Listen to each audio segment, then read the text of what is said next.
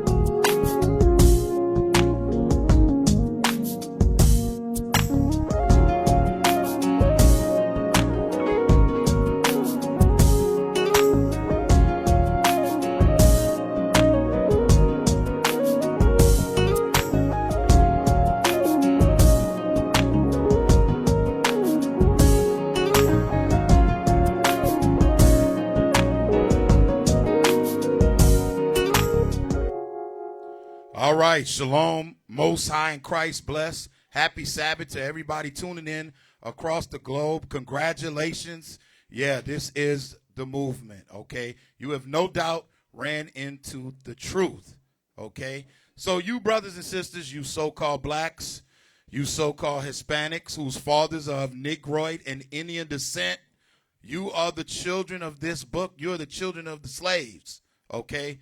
And Christ was sent to you to redeem you out of the darkness. Remember, you've been lied to your whole life. You've been lied to your whole life about your identity. They called us African Americans, Jamaicans, Haitians, all kind of things. And even though your forefathers was destroyed, this book, written by your forefathers, has passed down through the ages.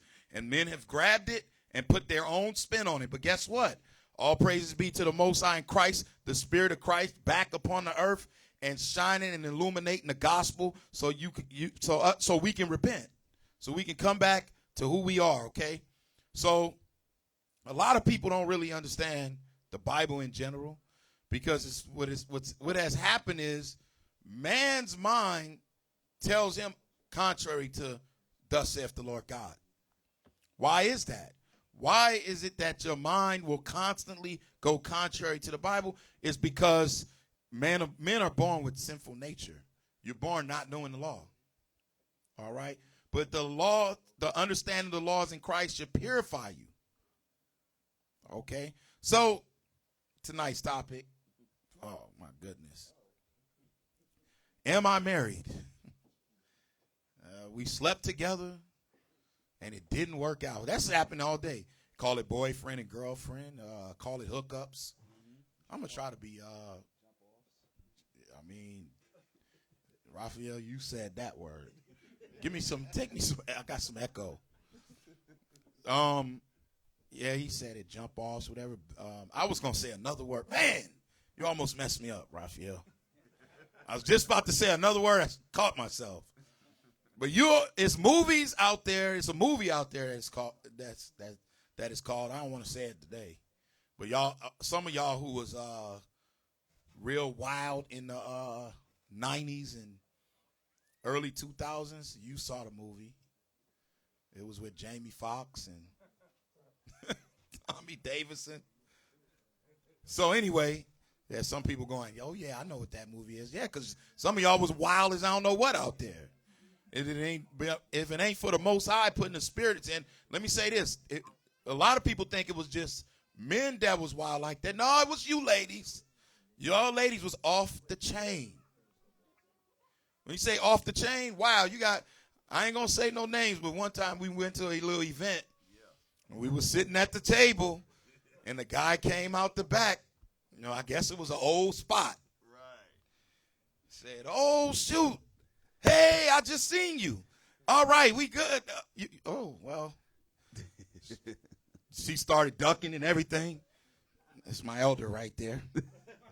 He tried to catch him, but, when you're dealing with folks in the world, they don't have no sense of decorum or nothing. He said, yeah, it was in that spot right there. I remember. Gosh. Epic failure. But, somebody mute their mic. So, you have a past. You have all kind of things that's happened. All right. But then you're supposed to come into the truth. You're supposed to have some understanding. All right. So, what's the problem in a nutshell is that when you're dealing with someone, you never knew how to deal righteously. You dealt like they taught you to deal in the world. That's a problem. And what's that's causing, folks, you folks out there, what's it's causing is a lot of situations. So you have folks that are in the truth doing the same exact thing and then find themselves in a paradox. Well, we're going to go over it today. Let's off the bat, Exodus chapter 22 and verse 16. Exodus chapter 22. Yep, in verse 16. Yeah, I got him. All right, okay. All right. The book of Exodus, chapter 22 and verse 16. Come on. And if a man entice a maid that is not betrothed. If a man entice a maid, if a man entice a woman that's not betrothed, this woman is not married, and he likes her, and he goes to entice her.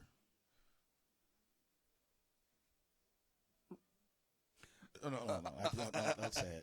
I got somebody. We got a lot of young brothers. Okay, all right. All right, David. I see you ducking behind Akim. Akim beard is getting majestic, but it can't hide you. You entice a maid. What's that all about? Enticing a maid. What you doing? That's like, basically just saying, going up, letting her know you like her or whatever. Wait, hold on. What did you just say? Huh?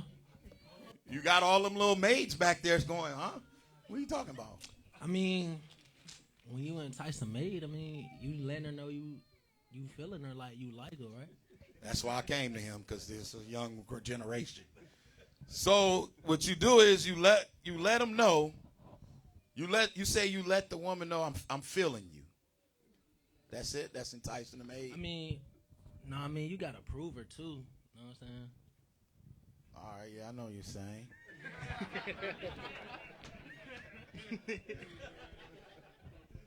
Let me see what else I got up. I was gonna call I'm not gonna call. I was gonna call somebody, but I said no. Let me bypass them. Right. So enticing a maid, sir. Somebody raise your hand. Who got it? Who know? Some of y'all brothers already know. Some of y'all are married. Oh, look at this. Hosea. Let me hear what you say. Enticing a maid. How do you entice? What's enticing a maid?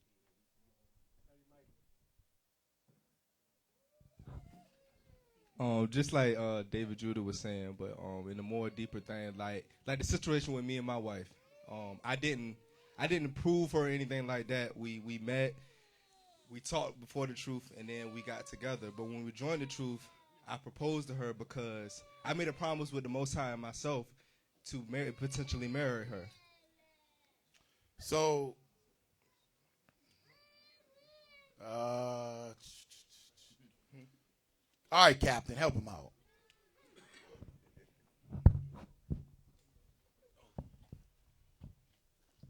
Yo, shalom. Happy Sabbath. Well, before you can even entice a man, you got to make sure you straight. There you Make go. sure you got everything that you can provide for her. Make sure you stable in the Lord first before you can even get to that level to even enticing her. 100% correct. So you young brothers, all right, to entice a maid means that you are a 100% ready to take on a wife. So you start to entice her. Yeah, you feeling, or I'm feeling her, or whatever. I hope you ain't legitly feeling nothing. Before you are ready to entice a maid, you need to really go, okay, let me make sure myself I understand the scriptures, I understand core principles of how to deal righteously with my nation. And now I see a woman that's not married, not attached to anybody. I'm going after her. I'm going to make her my wife. And I know I'm together. And also, brothers, keep this in mind, too, and this is even for the sisters, too. Keep this in mind, man. When y'all proving each other like that, first of all, you got to love that woman spiritually first. That's the thing. See, because when people get wrapped up, I know we see the physical part because we know men are men are, they are visual. We're visual. And the thing about it, you have to look at it spiritually and see, prove that sister spiritually, and it goes hand in hand. Make sure that doctrine is on point. Because sometimes you get wrapped up in that flesh, and what can happen, man, it can throw you off. You know what I'm saying? So make sure when you proving, make sure that doctrine is tight. You understand your role as being a husband. She understand her role as being a wife. So, since you said that, hold that. We coming back. Go to 1 Ezra chapter 4 and verse 26. Bear with us tonight. We get a point to this. Chapter 4 verse 6. 26. 1 Ezra chapter 4 and verse 26. Yea, many there be that have run out of their wits for women, and become servants for their sake. So this is what happens in the world. Somebody do anything, you go, oh yeah, I'm feeling her. And you do anything in your mind to go chase that woman. I don't care if you stealing. You got wicked days like Valentine's Day. People running out, stealing and everything to try to go and get gifts for a woman that only really is materialistic in nature anyway. She's only caring about you because you look like you can give her some things. So the first premise is you get yourself together, and then you realize, okay, yeah, I'm going to see if this is a godly woman, all right? Or I'm going to see if this woman is, about really have some type of integrity with herself. And let me ask this question. How do you tell if a woman is has some type of integrity, if she's a godly woman? How do you tell that?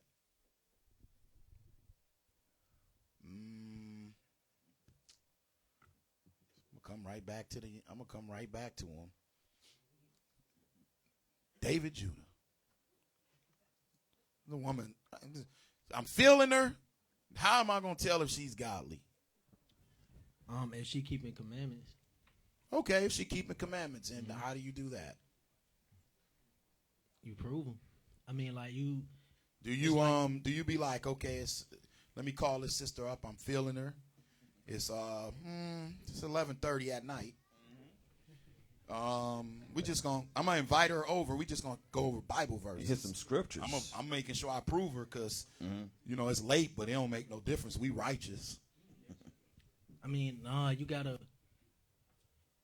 How can I put it? It's like you gotta, actions speak louder than words. You know what I'm saying? So. Yeah, I know what you're saying. Yeah. Actions speak louder than words. I probably worded that So wrong. if somebody, okay. So if somebody, you got to realize your own points and your weaknesses and stuff. You can't be like, oh yeah, I'm feeling her, she feeling me. We gonna go hit scriptures together. It's 11:30 at night. You know, all we gonna do is read Bible verses. Yes, all we're going to do is hit the scriptures. 11:30 at night. Huh. 11:30 at night. Alone. Scriptures. Setting yourself up for instantaneous failure automatically. Many have sinned trying to run behind women. And the thing is, you got brothers right now, because we asking you how to entice a maid. You have people right now on the internet selling, young man starter kits. A designer belt, a coupon to rent a Porsche. You got your little coupon off on your rental Porsche. Fake cornrows.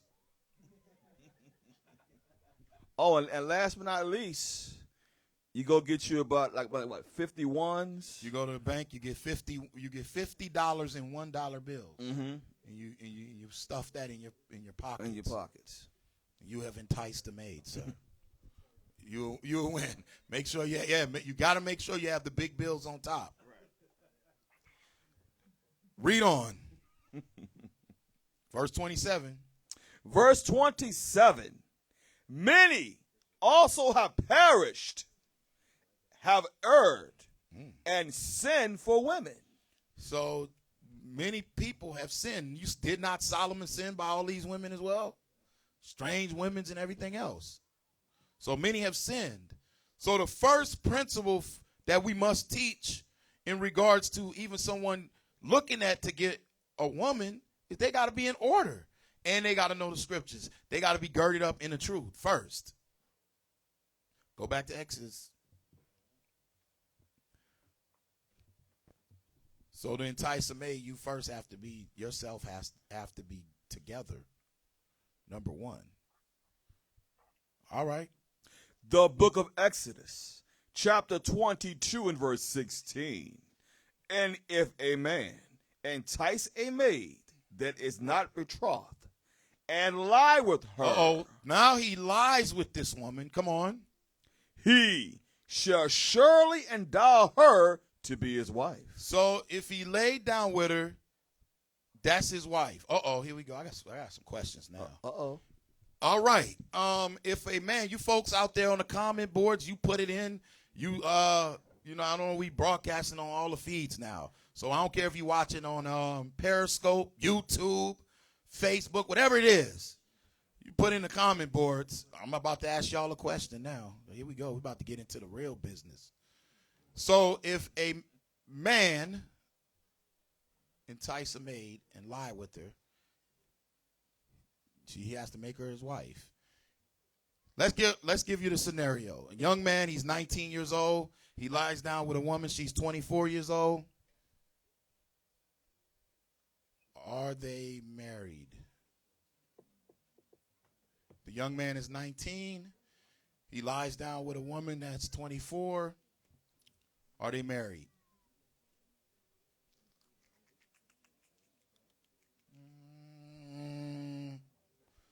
Michael Judah. Somebody give him a mic. Well, like when you read in the scriptures, it says, if a man entice a maid that is not betrothed and lie with her, he shall surely endow her to be his wife. So they're not married when they lie down. They're married when they marry according to the law, meaning they have paperwork and they do what they're supposed to do. They have witnesses and that sort of thing. So if they lie down, if he's 19 and she's 24 and they lie down, he would just have to wait until he's 20. So he's not married then at that No. point?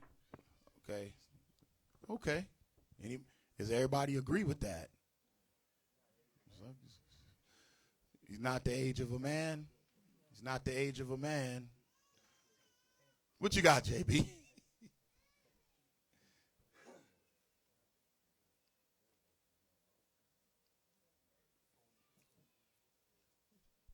Yeah, he's not the age of a man yet, so that would be fornication.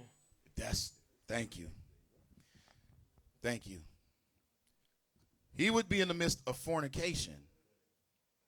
Okay, got another question. I got another question. If the man is 20 and she's 24, he's not together or whatever the case may be. He's still struggling. He pillar to post, no job, nothing. But he didn't. Somehow he was feeling her. He was feeling her, and he dealt with a woman. Is he married? He lied down with the maid. He shall surely allow her to be his wife. Is he married? Everybody going like, yeah.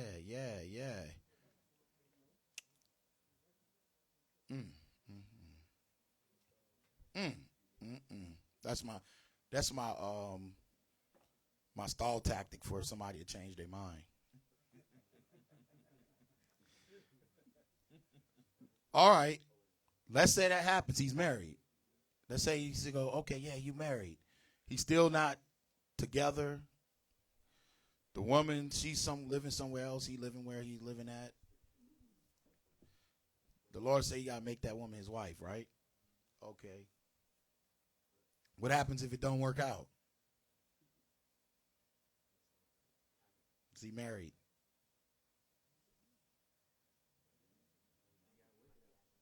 Gosh. Let's go to Matthew chapter 19. Let's go to the master. Whew. All praises for Christ.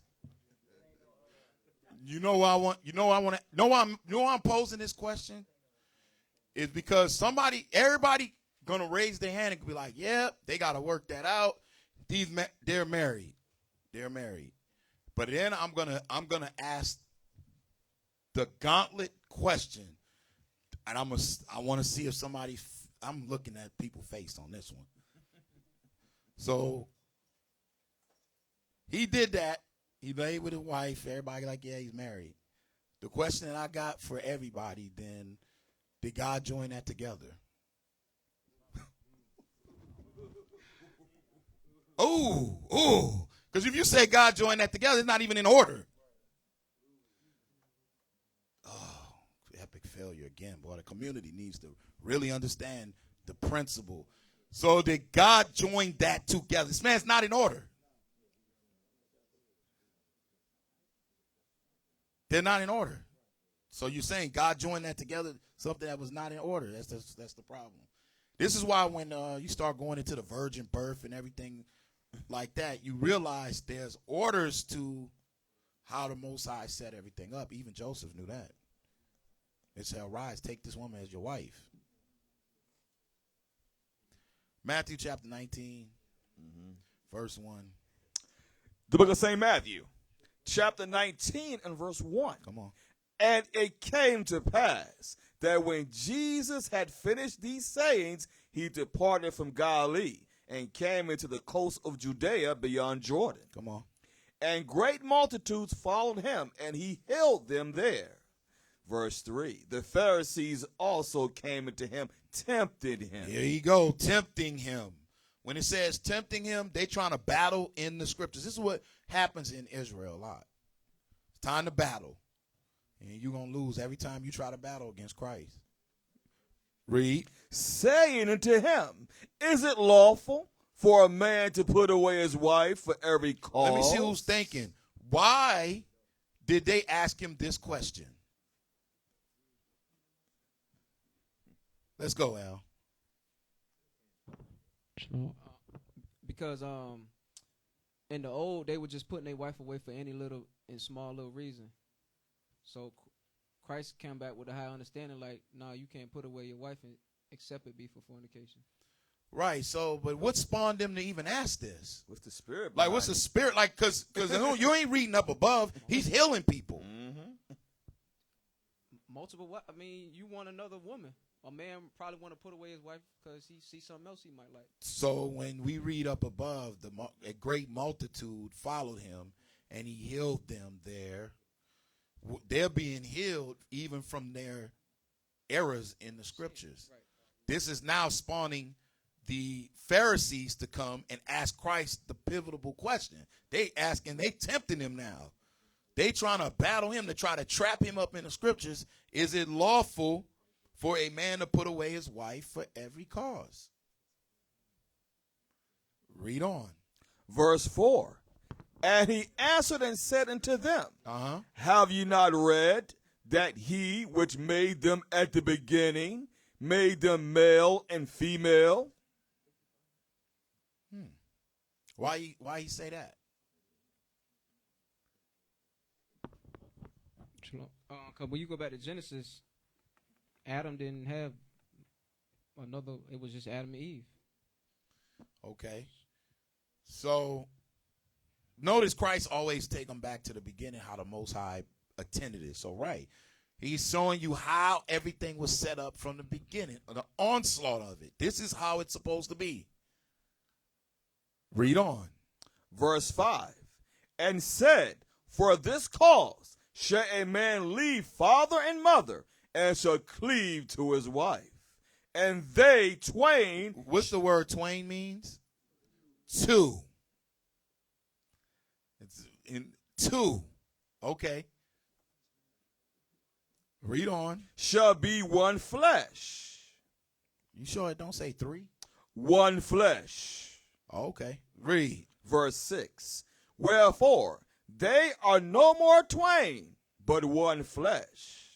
What therefore God Come on. have joined together, Come on. let no man put asunder. That's why I asked the question, if something's out of order, can you say that the Most High put it together? No. So that's why in marriage, you have to make sure that you are in order. Now, coming into the truth, you have people that came in as they didn't see it before. They might have been in Christianity. They might have been whatever they was together. And they came into the truth, and now you see the truth together. It's a different story. It's a different story. Read the next verse. Verse 7. They say unto him, Why did Moses then command to give a writing of divorcement and to put her away? Now you know the Pharisees probably was like, we got him now. Why then did Moses say to do this? What are they pointing at? Let's go to Deuteronomy chapter 24.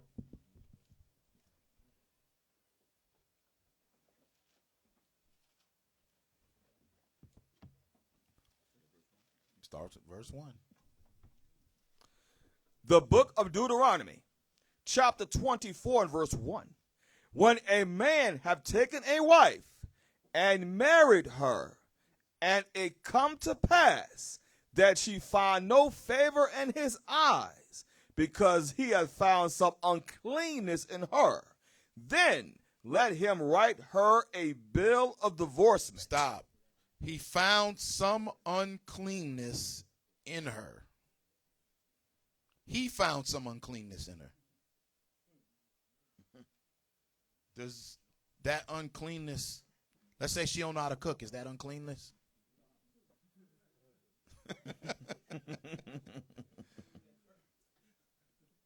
Let's say if she gained 100 pounds. Is that did you find uncleanness? Let's just say for some odd reason, intimately, is not to what you thought it would be. Then what? Is that uncleanness?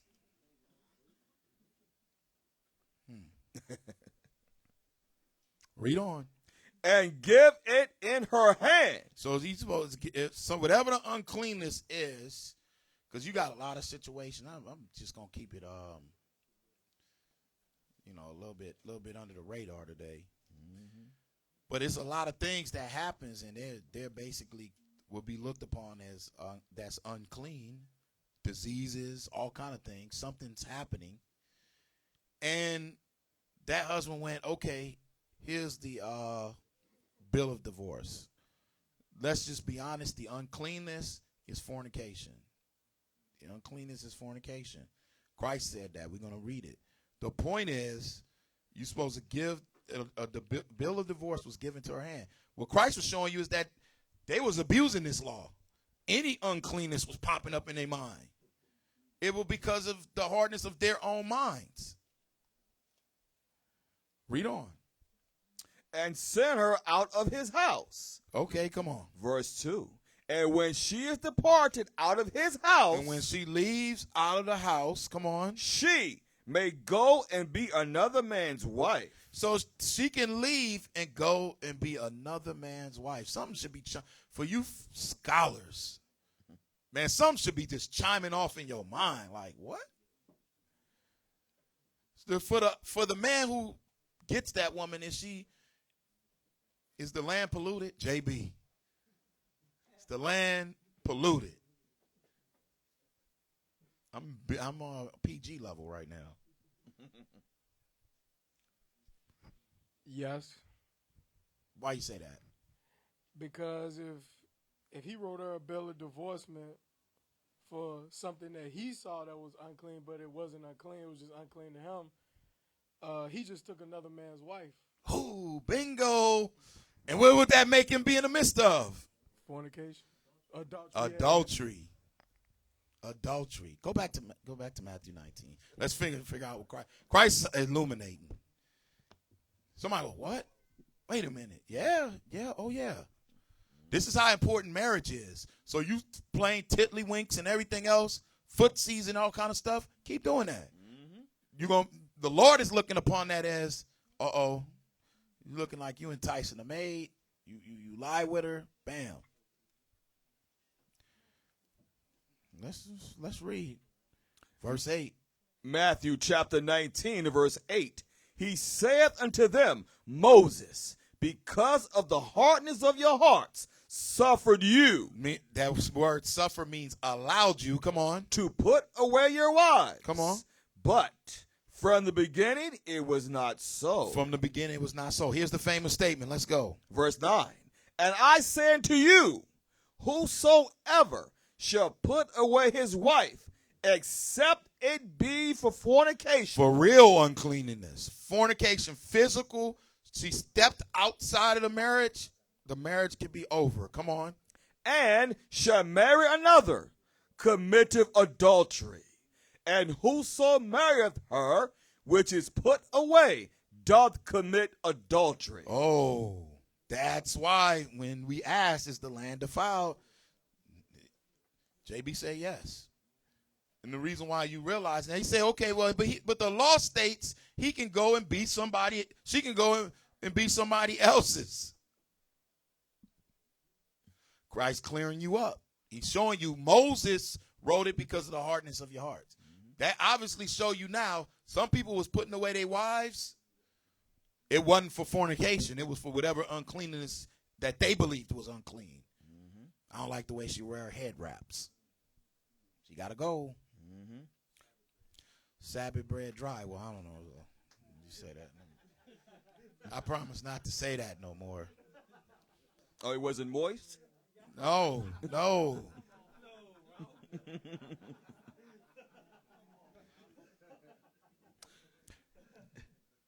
Mark chapter 10. I'm not even touching that for y'all. No. We're not touching that at all. Strike that from the record, sir. Okay. Mark chapter 10. Let's go there real quick.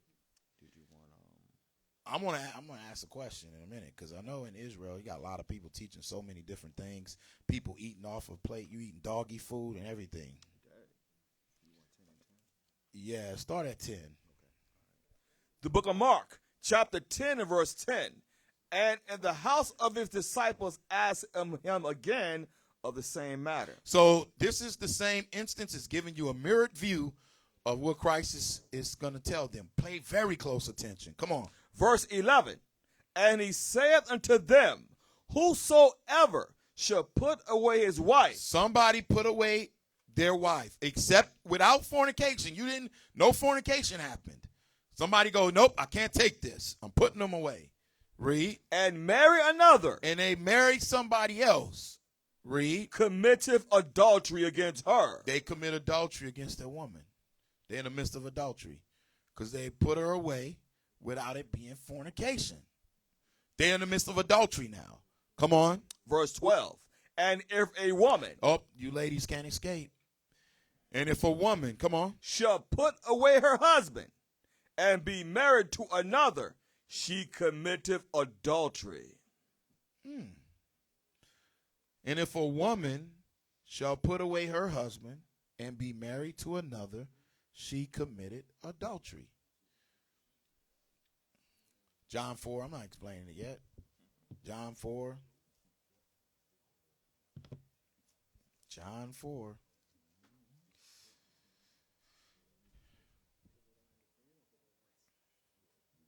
Si- 15. Yes, you can start at 16. You want 16? Okay, all right. The book of St. John, chapter 4, verse 16. Jesus said unto her, go call thy husband and come hither. So he's talking to the woman. He said, go call your husband and come hither. Go get your husband. Because we ask, when ladies come in, it's a lot of women coming into the truth. We go, okay, sis, all praises to the Most High. The Most High woke you up. But are you married?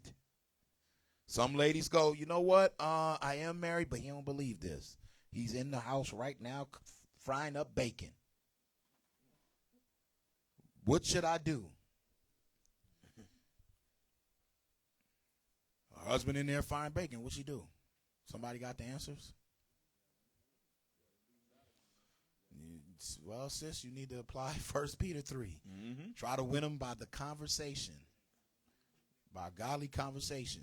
All right? But pay attention. Read. Verse 17. The woman answered and said, I have no husband. Oh, but the woman answered him and said, I have no husband. I don't have a husband. Okay, read. Jesus said unto her, thou hast well said, I have no husband. You well said that. You well said you have no husband right now. Come on. Verse 18. For thou hast had 5 husbands. For thou hast had 5 husbands. What would this woman be in the midst of? So she don't have a husband. Because she has had 5 husbands. Come on. And he whom thou now hast is not thy husband. And the man you dealing with now is not even your husband. What the woman tell him? In that saidest thou truly. The woman said unto him, Sir, I perceive that thou art a prophet.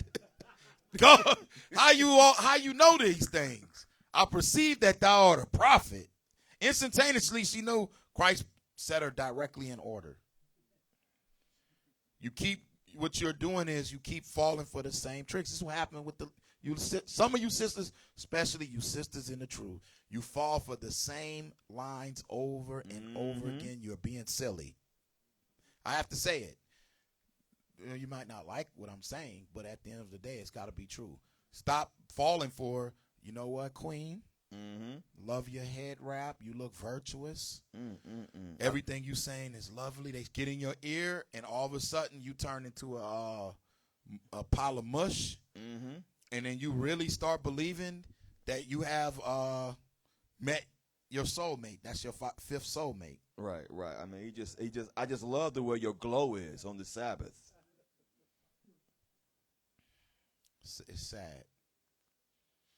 But it's soul glow, man. Yeah, I got, man. We have a clip, right? We got it, but let me go back. Please go back to Matthew real quick. Go back to Matthew 19. I'm trying to take it slow so that some folks can really, really grasp the understanding. Marriage is very high level seriousness. It's very serious.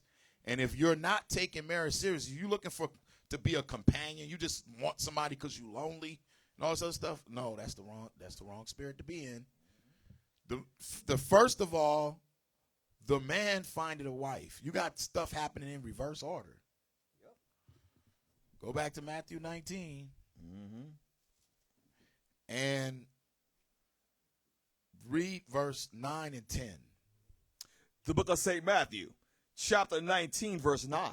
And I say unto you, whosoever shall put away his wife except it be for fornication, and shall marry another, committeth adultery. And whoso marrieth her which is put away doth commit adultery. Do you realize this is auto correction for our nation? Our nation runs in just out of order. Things happen so differently other than the scriptures. You got boyfriend and girlfriend. You don't read that in the Bible. You got people getting together, underneath. Because what happens is you got proms. Mm-hmm. Prom is another code word. That's just another code word. And every lady in their mind be having in the prom. Oh, you know what? It's prom night. It's time to get it in. Mm-hmm. John Travolta. You better believe it. And don't think we don't know what be going on in those proms. Let's not say it. But a lot of I'm not gonna say that either. Here's the point that we're trying to prove to you. If you want something to last, it has to be of the Most High. Number one. The Most High will ordain that. It's people who got married and never heard of the truth. They got married. They were trying to do the righteous thing.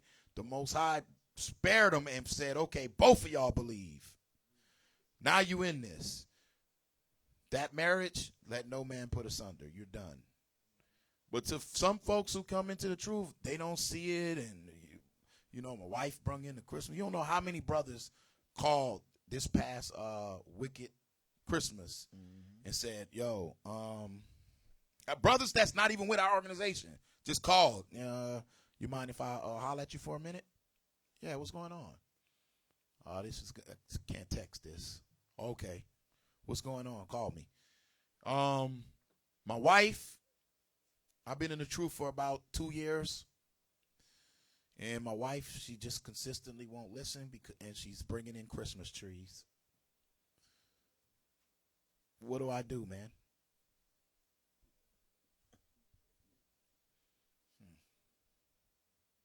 What advice you give a brother like that? Jake, you're a counselor.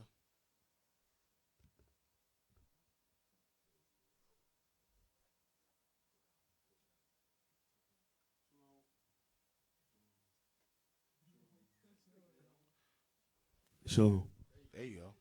Shalom, happy Sabbath. In a case like that, if she is not pleased to dwell and doesn't want to conform and keep the commandments, he should separate from her. Good advice. Are you going to give him the money for the next apartment he needs to separate? Then in those cases, you brothers, y'all, brothers in general, like he's saying, he's quoting 1 Corinthians 7, you got to separate because what it's doing is massive confusion.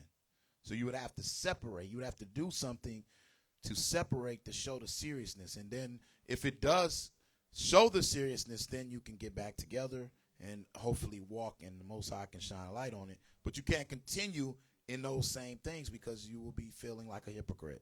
You understand that? You will be a hypocrite. You out there telling folks, you can't celebrate wicked customs, but inside your gates, you got tree, lights, everything. You lit up. It's a problem. You would have to separate. Maybe the Most High put his spirit back on him. She may know. Who knows? All right. Read verse 10. This is why I asked that question. The book of St. Matthew, chapter 19, verse 10. His disciples say unto him, if the case of the man be so with his wife, it is not good to marry. The disciples, the holy apostles, went to Christ and said, sir, if this be the case with the man for his wife, it's not good to even get married. That's very, very difficult. It's very difficult. Very. That's why brothers always mock. I got the clip for you. I know we always got the clips for you. This is why they mock this in your favorite movie, Running Game.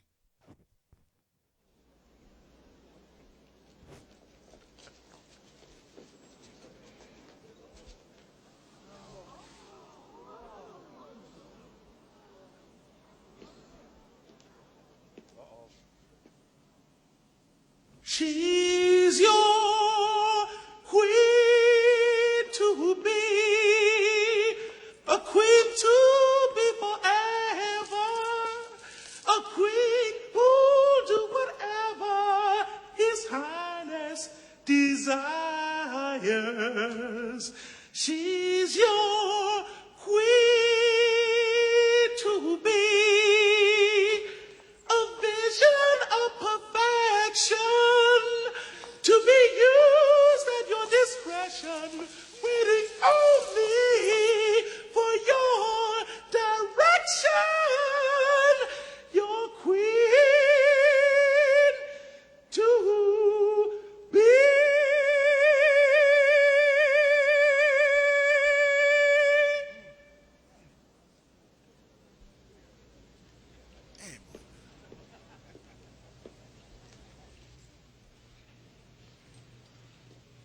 Here's your point.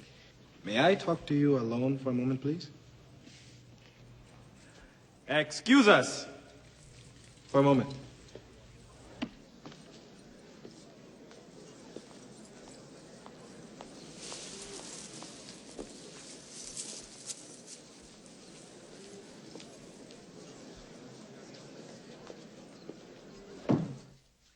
So, Ever since I was born, I've been trained to serve you. yes, I know this, but I would like to know about you. What do you like to do? Whatever you like. What kind of music do you like? Whatever kind of music you like. Look, I know what I like, and I know you know what I like because you were trained to know what I like, but I would like to know what you like. For instance, do you have a favorite food? Yes. Good! What is your favorite food? Whatever food you like. Are you saying that no matter what I tell you to do, you will do? Yes, Your Highness. Anything I say, you do? Yes, Your Highness. Bark like a dog. Look how you look at the camera. A big dog. Woof, woof, woof, woof, woof. Hop on one leg. Woof, woof, Shut her down. woof, woof, woof. Shut her down. Make a noise like an orangutan. Shut her down. Shut her down. Ecclesiastes chapter 7. And verse, ladies, right now, please do not. We're still in the midst of the class. Do not email us. Some ladies like, I'll be dang. Sit up in there and bark like a dog and all this other stuff. Okay. Well, listen. She had an opportunity to really put out her mind, even though she was trained to be with the king. Read. Ecclesiasticus, chapter 7, verse 26. Hast thou a wife after thy mind? The reason why he didn't want her, because he's trying to ask her to see how her mind jived with his mind, but he couldn't. She was a robot. That's not something good. Even brothers looking, oh gosh, whatever you like. Oh, thank you, Lord. Make sure your wife is not a parakeeting robot. Come on. Forsake her not. Come on. But give not thyself over to a light woman. What would be a light woman? Whatever you like. They have no substance at all. Just nothing. I'm about to make. You know what? I think I'm gonna go in on and rob this bank. Yeah, that's good. I'll be the getaway driver. Whatever you like. Whatever you like. Give not yourself to a light woman. You know, the righteous thing to do. Let's go to Tobit. We're gonna answer the questions. Don't worry, because I know a lot of questions out there is what happens if the man commit adultery. We just read up in Mark chapter 10 that if somebody commits adultery, that's fornication, the marriage is over with, period. You have brothers teaching that. This is what's weird too, and I don't know how come some of you women in the truth have not really learned the truth. You have some people that teach no matter what the man does, this man could be out there with prostitutes. You cannot separate from that man. This man is in the midst of fornication, give you diseases and everything. Who are you talking about?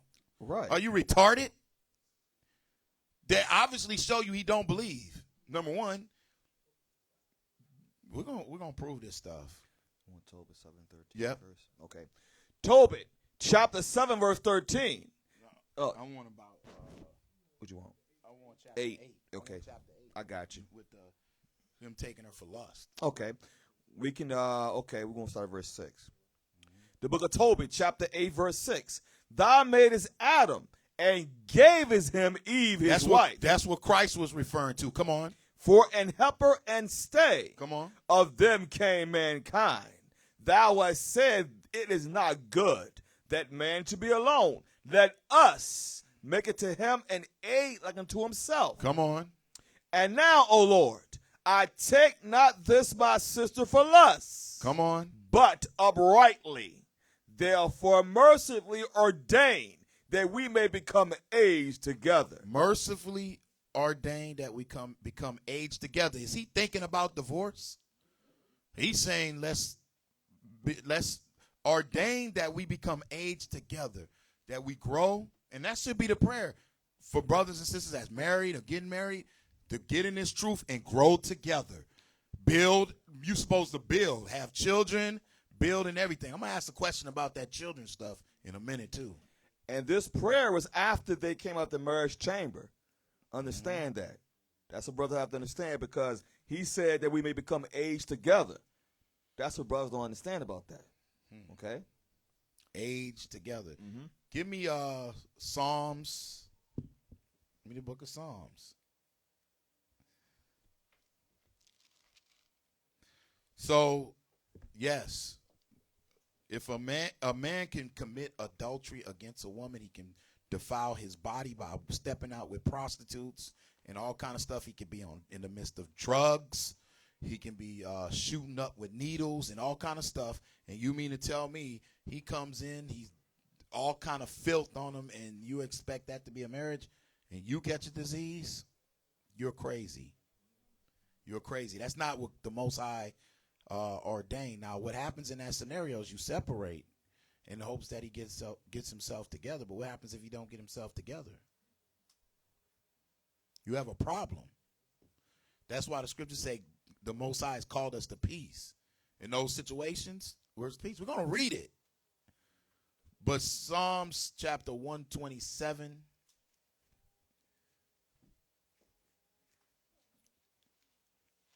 In verse 3. The book of Psalms, chapter 127 and verse 3. Lo, children are inherited of the Lord. Come on. And the fruit of the womb is his reward. So children are an inheritance to the Lord, and children are the fruit of his womb. What happens? You get married. You're married to a woman, and then you're like, okay, we're going to have some kids or whatever the case may be. You have a couple kids. And then all of a sudden,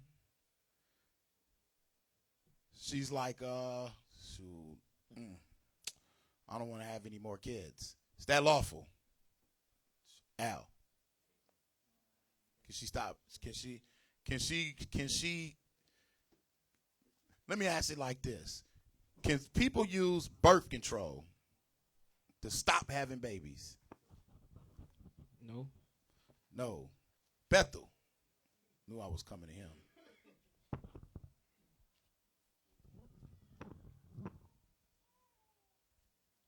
No. Well, natural planning, I suppose, but not using prophylactics. Oh, you got fancy on me today. Question: If the couple comes up to you and they're like, "Oh, you know what? We can't have kids. We don't want to have any more because it's a danger." Do they then use? Is it then permissible? Well, then you can't judge that. Oh, so but you could judge the other one. Well, it's not willful. It's not something they're doing. Nah, it's like just a danger. Childbirth. I done had 5 kids for you. I done had 9 kids for you already. It's a danger now. They making that up, or they've gone and sought like.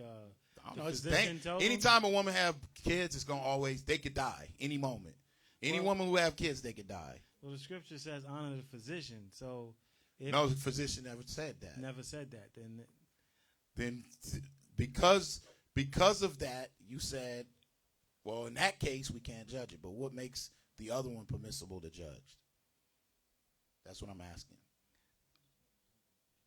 Because the issues of death belong to the Most High. So we can't judge those things. The Right. issues of death. Can we create a life? You can put the flesh together, but the spirit comes from the Most High. So you can decide what type of flesh your kid can be? What do you mean by that? Because the Most High is the one who forms everything in the womb. You're not forming nothing. Only thing you're doing is laying down, dealing with somebody. The Most High possibly can say, okay, let's bring a seed through them. Because this is people who perfectly fine and went to the doctors and everything. They cannot have. Most High just say, nope, not right now. You're not having nothing. You're fine. You're not having nothing right now. The Most High is the one who dictate that. So just like you so eloquently understood that the issues of that belong to the Most High, it shows folks that in those cases, the Bible said be fruitful and multiply. We cannot judge you on that. We can't judge somebody. We can't go. Who going to go in your bedroom and said, okay, it's time. Let me see what you're using. Complete, utter madness. You have to realize that it's certain things you're not judging at. It's been cases, I know of a case personally where somebody's been tried to prevent a kid by hysterectomy and vasectomy. You little young kids, don't worry about that. And the Most High still had a baby come. Now what? How's that possible? Somebody go, well, how's that possible, elder? Somebody ignorant gonna send the information in. It happened because they said the baby was growing in a fallopian tube. You geniuses. You little genius out there. You little genius. Anyway, the point that we're trying to shine a light on, is the Most High say be fruitful and multiply. You can't judge that. Michael Judah. I just had a quick question. Because you had mentioned that the woman is the one that's saying she don't want to have more kids. But what if the husband still wants to have more children and there's no risk? We can't judge that. They're going to have to work that out. They got to work that out because the Bible says be fruitful and multiply. But nobody can go in there and be like, okay, sis, your husband, he's still got arrows in his quiver that he wants to put forth. And, you got to go ahead on and give him that baby. Exactly. You're ordered. How could you do that? You ain't tapping her on the head with some magical oil and being like, okay, you're blessed. It's pregnancy. So for somebody that's without that, you have no control over it. He wants to have a baby, you don't want to have a baby. She want to have a baby, he don't want to have a baby. Okay, the Lord said be fruitful and multiply. Work that out between you and the Most High. That's the easiest thing to really understand. Now, what's going to happen in those cases of that scenario, because it's human nature, the Most High may bring a child anyway. Both of them might be like, we don't want to have a kid. Bam. Most High bring the child. You have no control over it. Read on. Verse 4. As arrows are in the hand of a mighty man, so are children of the youth. Come on. Somebody thought we made up quivers. Right. Okay, go ahead. Verse 5.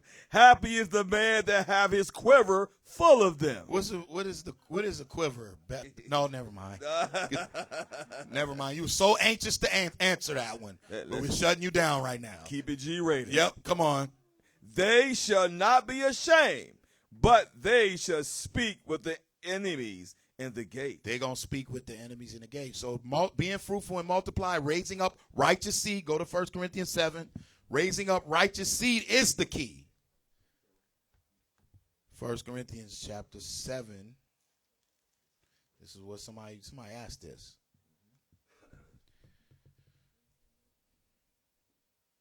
Verse 1. 1 Corinthians chapter 7 and verse 1. Now concerning the things whereof you wrote unto me, it is good for a man not to touch a woman. It's good for a man not to touch a woman because you will be in the midst of fornication. You will be in the midst of fornication because you just acting on your lust. That's what happens a lot of times with men and women. A lot of times what you don't realize is the ladies got way more lust than what the man has. Because the man will have lust, he has a certain time span. Not ladies. They might catch you at any moment. You're done. Now you trapped up. Here come the babies and everything else. You don't realize the baby is the judgment. You being out of order. Read. Verse 2. The woman come knocking at your little college door too. Knock, knock, knock. How you doing, ma'am? How can I help you? Would you like to study calculus? 11:30 at night. 11:30 at night. You want us to believe that. Come on. Nevertheless, to avoid fornication. Nevertheless, to avoid fornication. Come on. Let every man have his own wife. Let every man have his own wife. Let every man have his own wife. Read. And let every woman have her own husband. And let every woman have her own husband. You sisters out there, if you are sharing a husband, you do not have your own husband. Don't let nobody fool you. Yes, do you have your own husband? Because somebody gonna be like, it's this is the craftiness. Somebody gonna be like, you know what? Like a man has kids. Every kid have their own father, even though it's multiple kids. It's the mind state. That's somebody who's really outthinking themselves. No, you do, little children, you do not have your own father. You are sharing that man. Period. So the Bible is showing you for women, you need to have your own husband. Your own husband. If you are added to a husband, you're not. You're a concubine. You would be a concubine, and no one had concubines in captivity. Read. Verse 3. Let the husband render unto the wife due benevolence. If the husband do benevolence, what is due benevolence? David. See if the young man got it. Do benevolence. That's when you it's like I ain't trying to be on Ralph level with it. But, Gosh. Okay, never mind. We already know you know. Stop. Cut him off. We know you know. Okay. Yeah. Oh, wow, man. Thanks, man. You put me out there, brother. Gosh. Okay. He didn't want to go over. He didn't want to go over the top. He didn't want to go over the top. I got you. To render due benevolence means that you would have to deal with that your wife or vice versa have to deal with each other. It's called due benevolence. Give them what do you want to use? Relations. There you go. Let's go. Read on. And likewise, also the wife unto the husband. Come on. Verse 4. The wife have not power of her own body, but the husband. And likewise, also the husband have not power of his own body, but the wife. Come on. Defraud ye not one another, except it be with consent for a time, that ye may give yourselves to fasting and prayer, and come together again, that Satan tempt you not for your incontinency.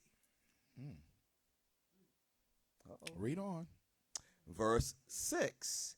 But I speak this by permission and not of commandment. So now what Paul is doing is giving you some advice, but guess what?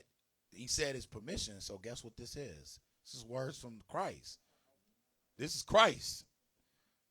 Taking your understanding up to another level. Man, everybody's, well, that's not a commandment. It's just no. Remember what Paul said. If any man think that they spiritual, they better acknowledge that these are the words of the Most High. Come on. Verse 7. For I would that all men were even as I myself. Was Paul married? Nope. So he's showing you, this is what he's speaking by permission. Even though we know that you have to be fruitful and multiply. Men have to marry you.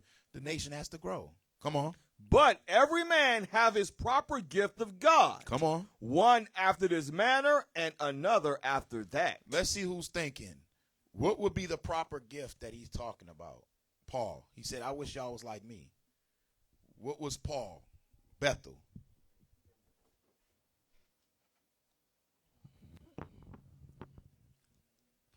Paul was, I guess you could say he was a eunuch for the kingdom. Why are you saying you guess? He was a eunuch. That's why when you go back into Matthew 19, Christ started breaking it down. Some people became eunuchs for the kingdom. Well, I mean, they just never dealt with a woman. They just directly focused on pushing the truth. Well, I wasn't when I said I guess, because I mean, there's other things you could say Paul was. So I'm saying that's no, but pertaining to this verse. In regards to that, yeah. Pertaining to the verse, he would be a eunuch. He said, I wish all men could push like this. He pushing. He don't have no time to pick up a wife. In that, it didn't mean that he wasn't battling, because Paul battled what? Concupiscence. Lust. Read on. It says 1 Corinthians 7:7. For I would that all men were even as I myself, but every man hath his proper gift of God, one after this manner and another after that. Come on. I say therefore to the unmarried and widows, it is good for them if they abide even as I. It's good for them to abide even as I, the unmarried and widows. Talk widow's woman, right, without a husband.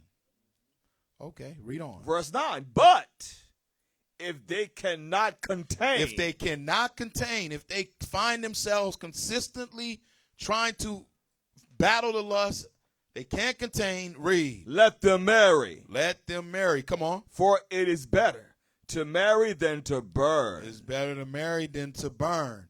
So when you have situations, a baby come up or whatever the case may be, people done the most righteous and honored thing. Oh, you know what? I got to marry. We got to get married. It's in other countries. You lay down with a woman, you get her pregnant, and you don't do the righteous thing. They can kill you. Yep. You don't realize how serious it is, but because you're in the shadow of that, everything is permissible. It's a problem. Okay? So now I got another clip for them real quick. I got another clip this is for the older gentlemen. They're gonna really appreciate this. Is somehow how some of the old school brothers even got their wives. The no game at all. Come on. I don't know if we can.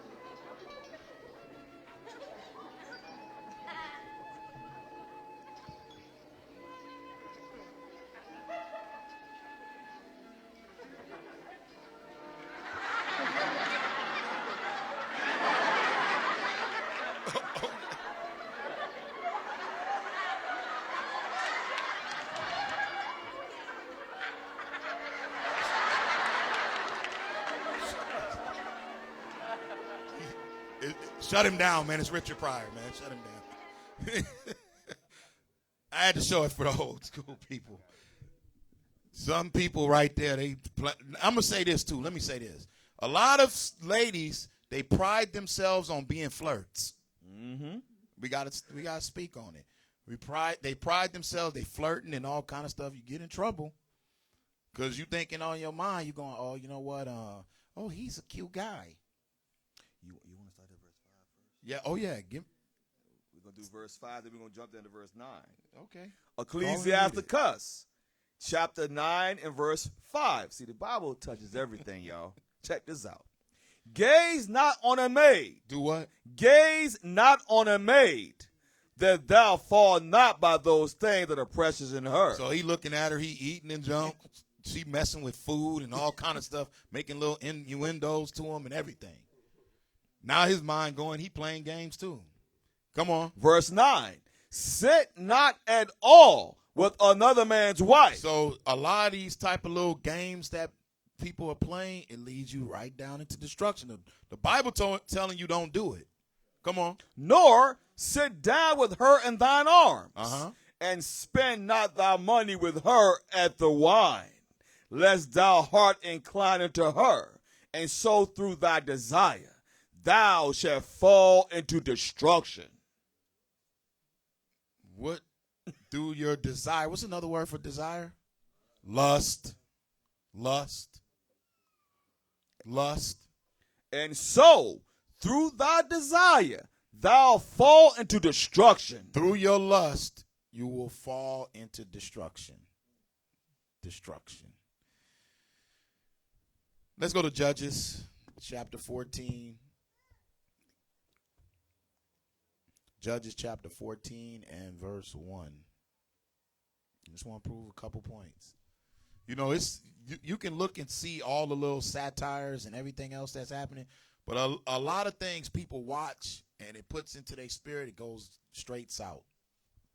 Because they didn't realize, oh, I'm out of order. I didn't do things and conduct it the righteous way. I did things according to how the world wanted me to do. Epic failure. Come on. The book of Judges. You got an example. Samson. Let's go. Chapter 14 and verse 1.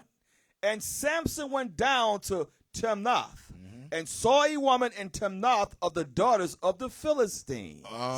Bad judgment. A strange woman. Come on. Verse 2. And he came up and told his father and his mother and said, I have seen a woman in Timnath of the daughters of the Philistines. Now therefore get her for me to wife. Uh-oh.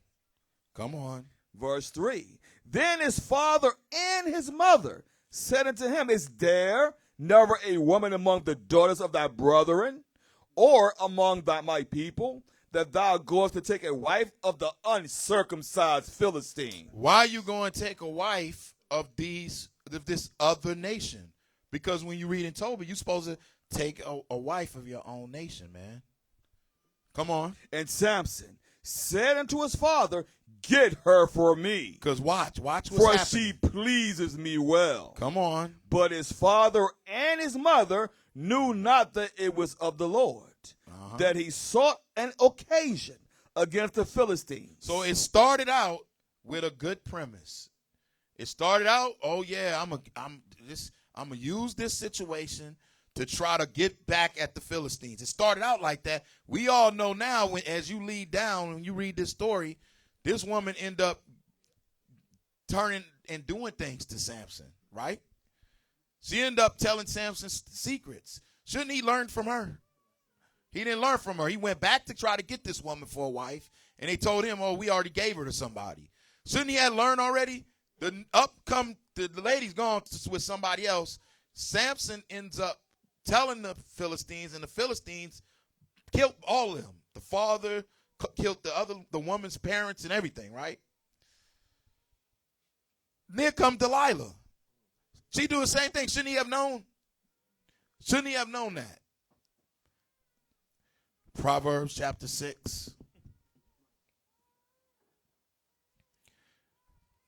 Verse 23. Everybody know the story of Samson and Delilah. I think they even running it all on Netflix and stuff, showing Edomites running around with long hair and perms and all kind of stuff. Trying to put locks in the hair, trying to dry the hair out and everything. Trying to be as authentic as they can, but you can't do it. Come on. Proverbs chapter 6 and verse 23. For the commandment is a lamp, and the law is light. Come on. And reproofs of instruction are the way of life. Reproofs of instruction is the way of life. Come on. Verse 24. To keep thee from the evil woman, from the flattery of the tongue of a strange woman. Come on. Lust not after her beauty in thine heart, neither let her take thee with her eyelids. Come on. For by means of a whorish woman, a man is brought to a piece of bread. So the strange woman, the other nations, you got a lot of our brothers who look at other nations and they want to go after them and everything else when the Bible says, marry a woman of your own kindred. But the strange woman, then he says, it shows you that how she would bring him into whoredom. Okay, read on. And the adulteress will hunt for the precious life. And the adulterous woman will hunt for the precious life. That's why some ladies, they can pick up on a woman who has no morals, and they start having those evil eyes. Look at her. She's after somebody's husband. She's after somebody's husband. Look at her. Well, yeah, you might be right on that. But at the end of the day, that man's supposed to be together enough to understand how to escape that. Come on.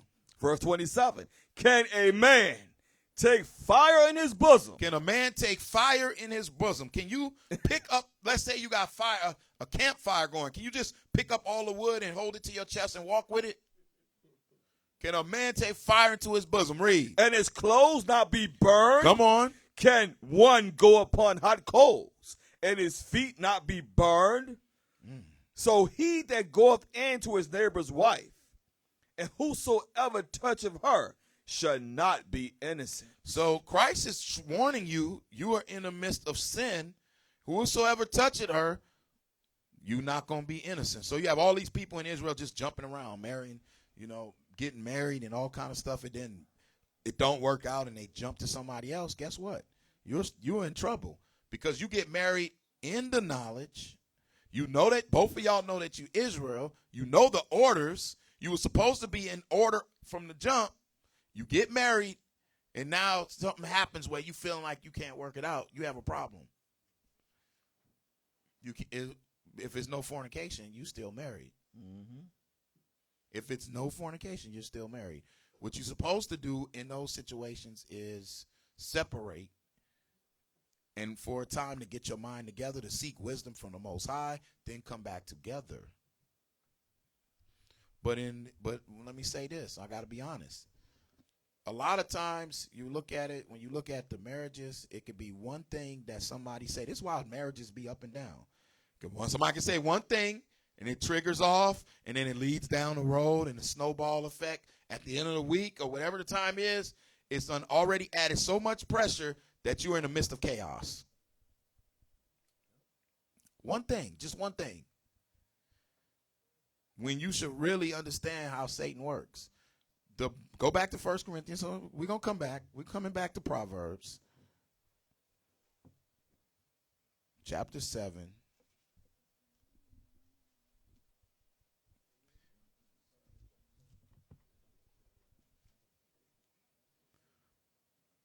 Verse 10. 1 Corinthians chapter 7 and verse 10. And unto the married I command. I command, come on. Yet not I, but the Lord. The Lord commands this. Read. Let not the wife depart from her husband. Come on. But, and if she depart, let her remain unmarried. Let her remain unmarried, because you can't depart. It has to be fornication. If there's no fornication, but you had a problem, it says you separate, but remain unmarried. Come on. Or be reconciled to her husband. You got to be reconciled to your husband. Come on. And let not the husband put away his wife. Come on.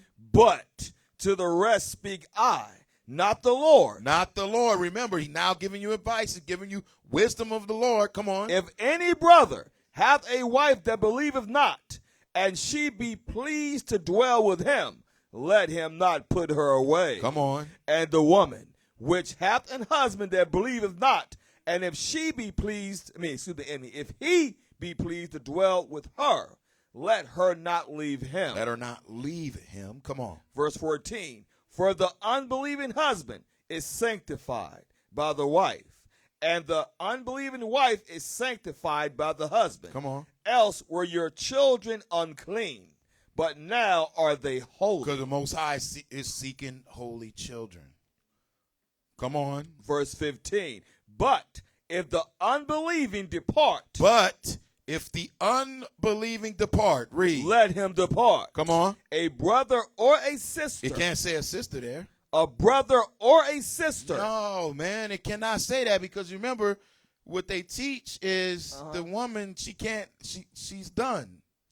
Let's go back to the scriptures. Okay. A brother or a sister is not under bondage. Hold up, man. The woman's supposed to be under bondage so long as her husband living.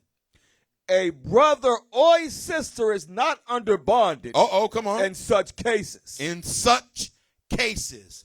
In such cases where it is clearly shown that somebody is out of order. Whoever it is, he's sleeping with prostitutes or whatever the case may be, jumping off into different doctrines. This is a man, you married a man, and this man like, now say I'm going to believe in Buddha. We're going to follow Buddha. Right. Are you under bondage? Are you under bondage? Yes or no? This man wants to now go serve Allah. Is he under bondage, JB? A brother or a sister, read. A brother or a sister is not under bondage in such cases. Why? But God hath called us to peace. Whoa. But God had called us to peace. Back to Judges. I don't see why this is such a difficult topic for folks to understand, that the Lord said only by fornication. Only by fornication. And when you look at it spiritually, Eve committed spiritual fornication, but Adam never went, you know what, it's done. That's it. You know, let's say you have an Israelite man and an Israelite woman, and he keeps beating on you. He just keeps beating you, smacking you up and down the floor. You coming in, you got bruises and all kind of stuff. He conking you on your head and everything. Do you say, I'm still married? What do? You separated already. You come back. Baby, you know what? I'm not going to hit you no more. I'm good. I done got healed. I had the devil on me and everything. I'm not going to hit you anymore. We're good. Mm-hmm. He pulls an Ike on you. It's like, oh, you know what? It might go good for months. It might go good for months. Mm-hmm. The final month, his mind freak out. You know what? I said I wanted chow mein, and you made me spaghettis. Ha! Well, it's my fault because I forgot he don't like spaghettis, but he wanted noodles. Right. I really should have been paying attention. Meanwhile, you have a big old doohickey on your forehead. I don't know about any you men or you ladies or whatever the case may be that might be retarded, but you got brothers in here. You got brothers that have daughters and everything else. If you marry your daughter off to a brother, and this brother keeps beating the hell out of your daughter, what you gonna do? You don't know what kind of spirit people have on them. I'm not gonna say on camera what happened, but it ain't a good thing, because you're gonna do that can set you off into a different spirit. That's why you have to realize, you have to understand judgment, counsel, might. All that pertains to Christ. You have to know what situations to avoid. You are not to be ignorant and sit there. If you're a lady, you ladies watching, you sisters watching, if you're getting beat, you must be retarded, number one, to believe that you have to stay with somebody who's beating crap out of you. You got to be it's a problem with you. You got a problem. You don't understand what the Bible is showing you. The Bible is showing you automatically that somebody doing that, number one, they're not ordained by God. That's not a marriage. You're in the midst of fornication. You are in the midst of fornication. That's not a marriage. Now you need to repent. Leave that alone. Repent. Make sure that you get yourself together. But 9 times out of 10, we always get the messages. Yep, we got married and this and that is not working out. He's doing this, he's doing that. And then I go, okay, well, wow. And then here, I'm waiting though. I'm waiting. Remember, we really do this. I'm waiting for the words because all the ladies ask it. Elder, I'm just wondering about one thing. I sit back and go, yep. What's that? Can I get married again? Oh, you just knocked me off my foundation right now. My answer to that is, you shouldn't be wanting to try to get married, and that shouldn't even be in your mind right now. You should be worried about, well, what did I do wrong the first time, or the second time, or the third time? Because I know for a fact some of you ladies have been married 3 times, supposedly been in the truth. You got Bot Israel in your name. You're into madness. You have not learned yet. Stop looking for a husband. Stop. Get yourself together first. Understand Christ first. The husband, let me tell y'all something. The husband going to find you. It said, whoso findeth a wife, findeth a good thing. Because when you, remember something, Satan knows what you like. Let's just keep it honest, y'all. You know, he knows what you like, and he knows exactly how to get to you. Because remember, he's going to come at with you what you think you need. So what ends up happening, you start to lust after that. So Satan's going to send you something, and it may look good to you, but not good for you. Judges 14 and verse 12. Judges chapter 14 and verse 12. And Samson said unto them, I will now put forth a riddle unto you. Come on. If ye can certainly declare it me within the 7 days of the feast, and find it out, then I will give you 30 sheets and 30 change of garments. Come on. But if ye cannot declare it me, then shall ye give me 30 sheets and 30 change of garments. And they said unto him, put forth thy riddle, that we may hear it. Okay, Samson, give us the riddle. Come on. And he said unto them, here's the riddle. Out of the eater came forth meat. Out of the eater came forth meat. Come on. And out of the strong came forth sweetness. And out of the strong came forth sweets. Come on. And they could not in 3 days expound the riddle. Well, Samson going to tell you what the riddle is. It's a similitude. I ain't going to say the answer, but pay attention to that riddle. It's actually a similitude. Read. Verse 15. And it came to pass on the 7th day that they said unto Samson's wife, the strange woman, the woman of another nation, come on. Entice thy husband, that he may declare unto us the riddle, lest we burn thee and thy father's house with fire. Have ye called us to take that we have? Is it not so? So they want her to now entice Samson. Shouldn't she, if she was, she's of another nation anyway, but shouldn't she realize, oh, I'm with Samson. You can't do anything. All I got to do is tell him what you told me that y'all going to do. Samson going to destroy you.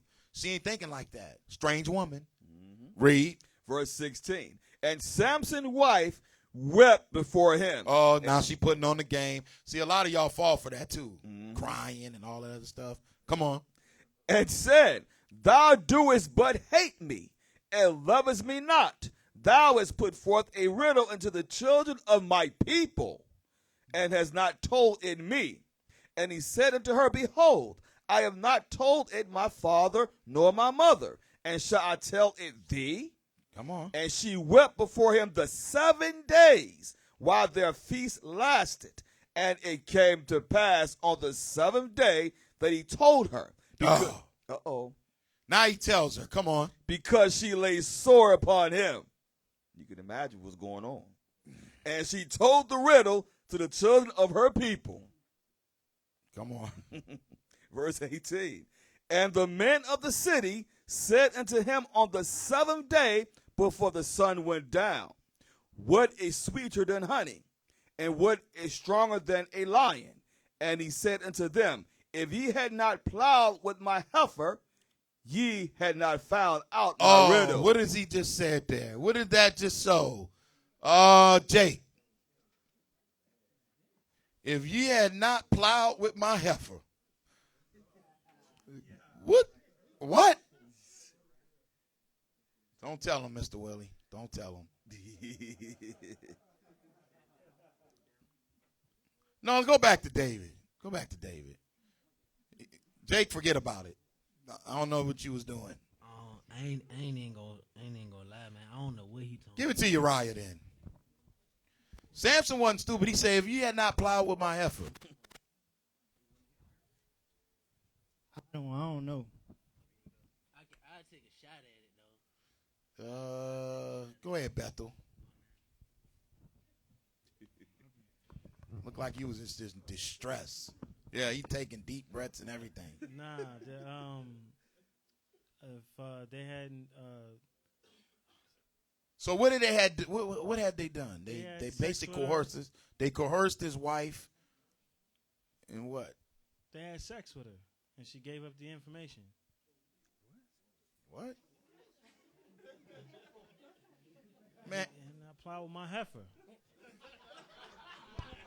What? That's not what that joint. show him the look. Show him the look. That's the look. That's your look, Bethel.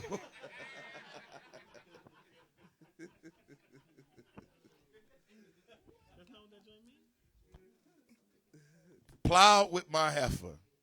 You had not found out.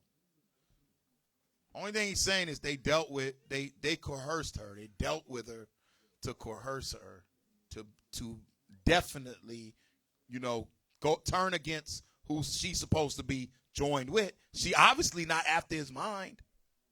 She's obviously not after his mind. And then she turned him over. Why would that be the case? Because she's for her nation. That's why the Lord showed, man, everybody's going back to their nation. You kind of joining people getting married and all this other stuff to the other nations. When the Lord returns, everybody going back to their nation. Every nation is going back to who they belong. Now, what happens when she got to go back to her nation and you going back to yours? These are the things that contradict man's ideologies. Okay? Read verse 19. Verse 19. And the Spirit of the Lord came upon him, and he went down to Ascalon, and slew 30 men of them, and took their spoil, and gave change of garments unto them which expounded the riddle. And his anger was kindled, and he went up to his father's house. But Samson's wife was given to his companion, whom he had used as his friend. So they took the wife that Samson's supposed to have, and they gave it to his companion. So he didn't even get a chance to have her. Problem. Back to Proverbs 6.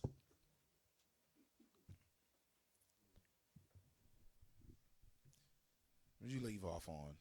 I was 27? on verse 27. Yeah, go ahead. The book of Proverbs, chapter 6, verse 27. Can a man take fire in his bosom, and his clothes not be burned? Come on. Can one go upon hot coals, and his feet not be burned? So he that goeth into his neighbor's wife, whosoever toucheth her, should not be innocent. Come on. Men do not despise a thief, if he still to satisfy his soul when he is hungry. Come on. But if he be found, he shall restore sevenfold, he shall give all the substance of his house.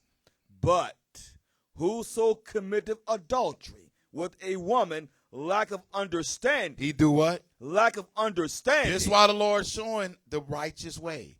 There's the law of marriage. In marriage, you have fornication and adultery. That's crimes against marriage, right? Can somebody that's married be in two couples, the man and the woman, they're married? Can they be in the midst of fornication?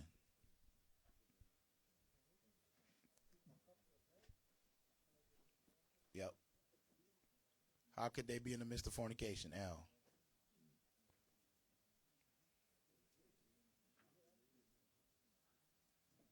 Why is it not? Bethel saying it's adultery. How could you be in the midst of fornication? I'm going to say you can't be in the midst of fornication. Sleeping out of marriage. Because fornication is a crime against marriage. It's something that you're doing against the laws of marriage. Bestiality, fornication. Laying with a woman on her cycle, fornication. You can't be like, well, he was in the midst of adultery. No, he's out of order. That's fornication.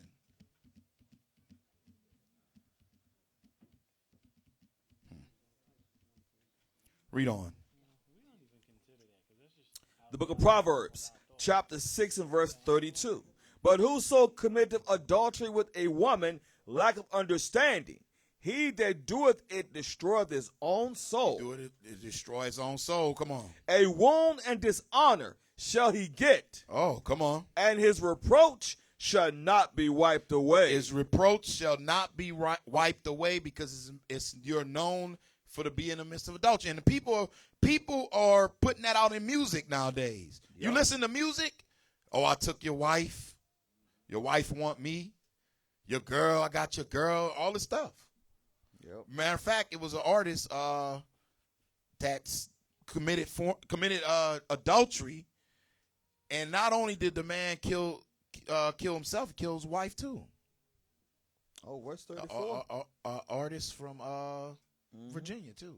Mm-hmm. I didn't say his name, but because a lot of people understand, man, when a person's in rage, that's nothing to play with. That's why when you read it, we keep on reading. It's going to show you something for a second. Because sometimes people play these games with marriage. Some people don't play. See, you have to understand something. When you're dealing with someone's feelings, you're dealing with judgment. That's what's going to happen. But when we read on, verse 34, for jealousy is the rage of a man.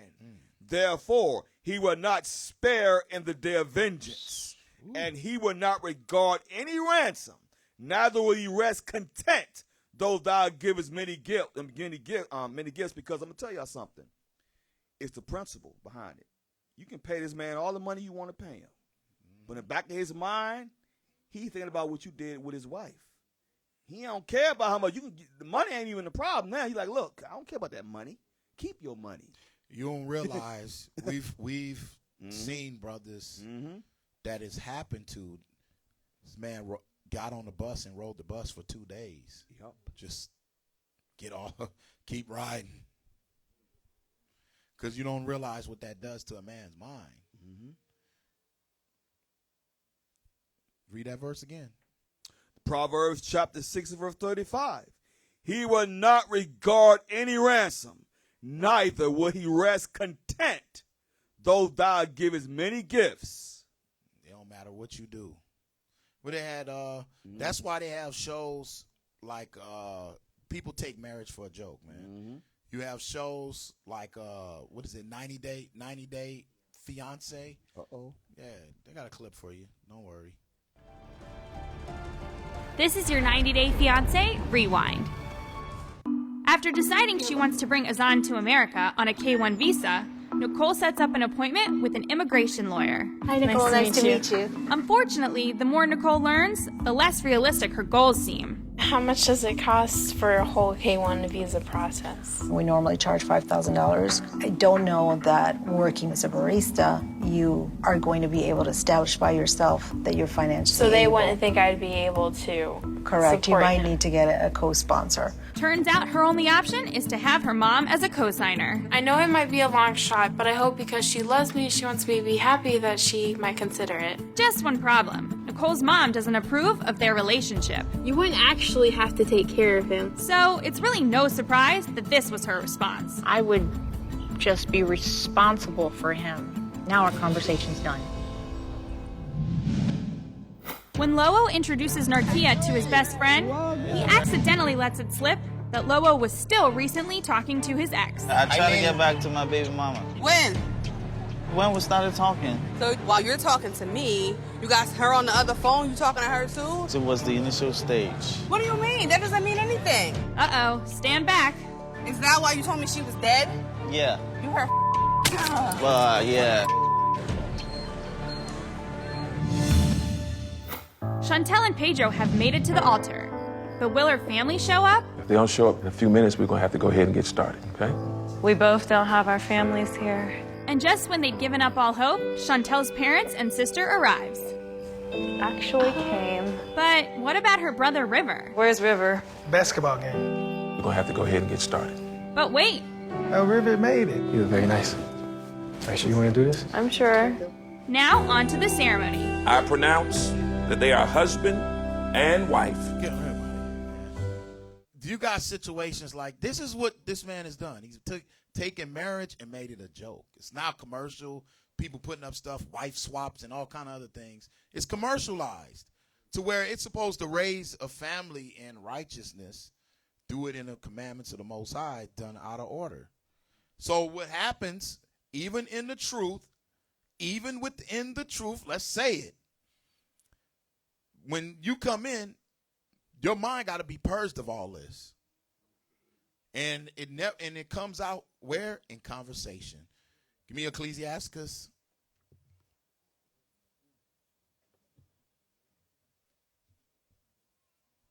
Chapter 28. And verse 11. Ecclesiasticus, chapter 28 and verse 11.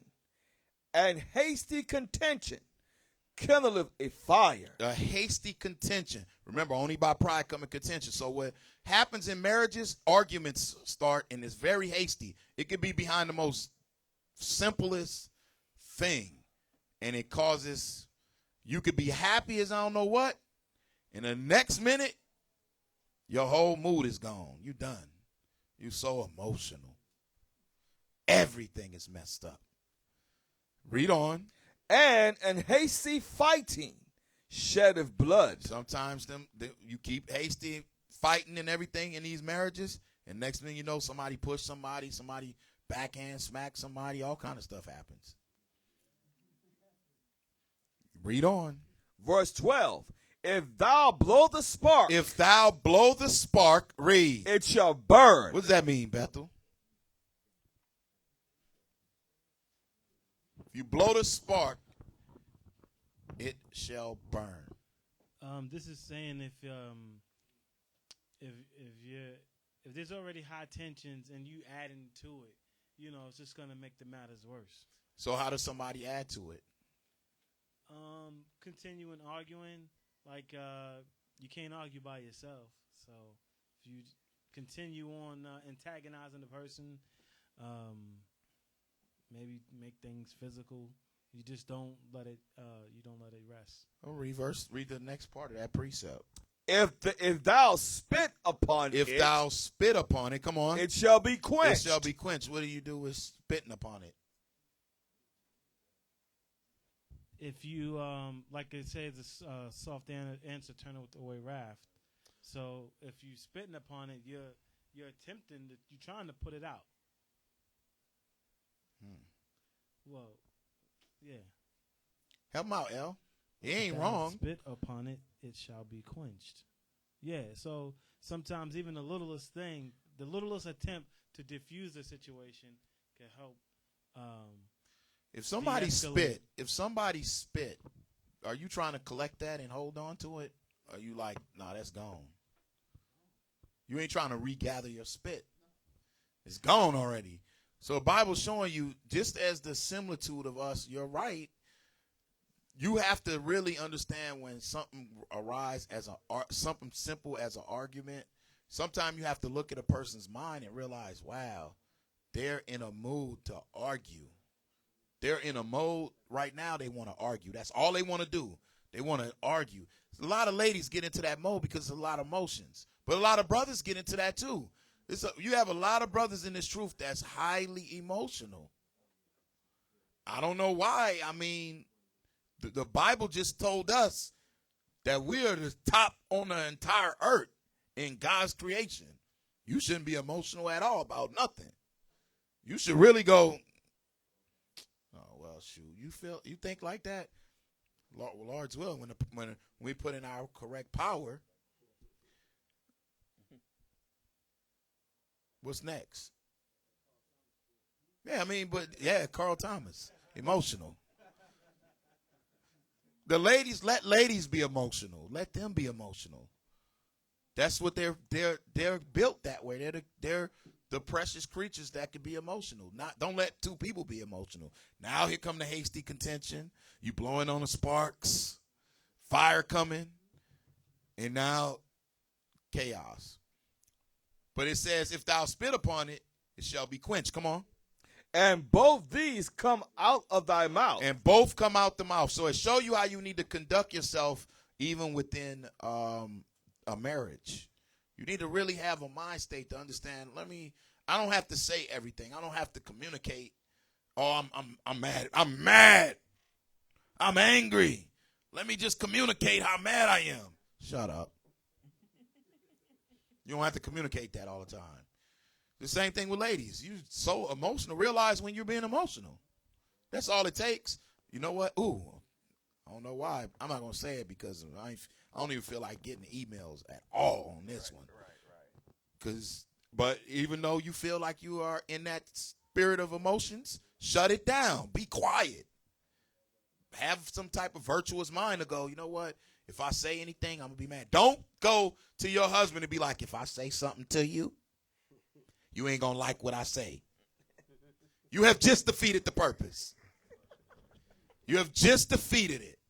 You're not conducting yourself correctly. You're in the wrong spirit. Now look, now he already heated from a hard day of work. And you say you ain't gonna like what I have to say to you. What you think is gonna happen with that situation? Pure chaos. Pure chaos. Pure chaos. Back to Matthew. We're almost done. We almost done. Back to Matthew chapter 19. Going the words of Christ.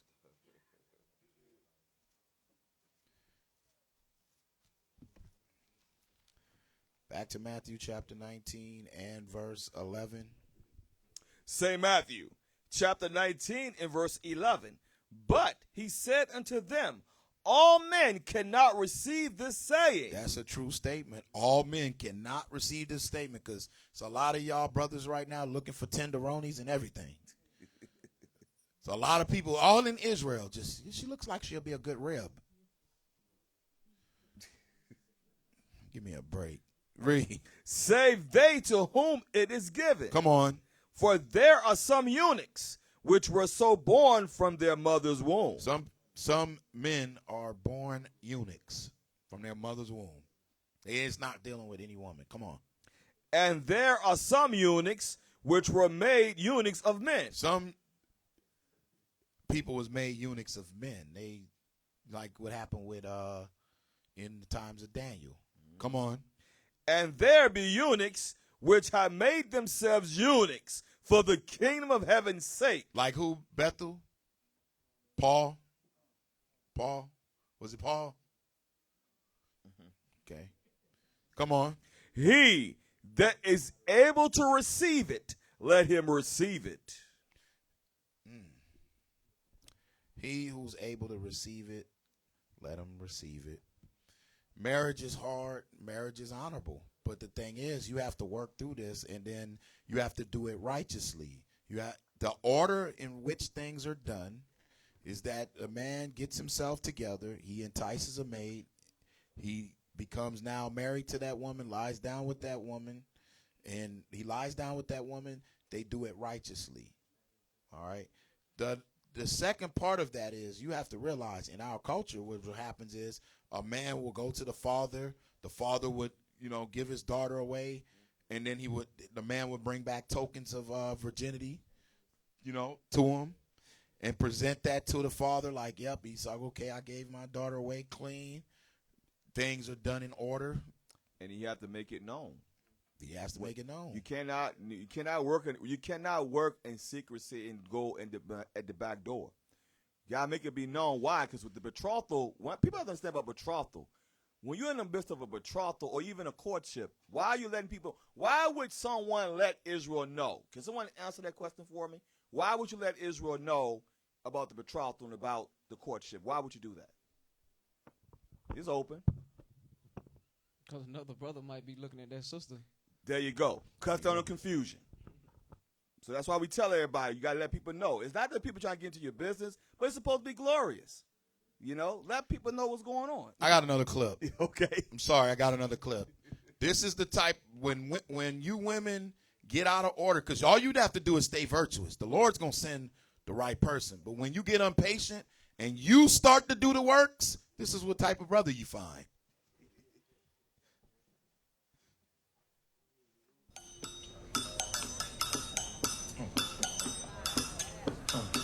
Hey, so Julie, I heard you's like a lawyer and stuff. I am. Yeah, so you got this then? The bill? Yes. No, I'm serious though. It's a nice place. I like this environment. You know, it's gangster. Feel like, you know, you could do some things here. You know what else is nice? Here you go. Got some The lewd. sexy ass lips. Just want to bite them.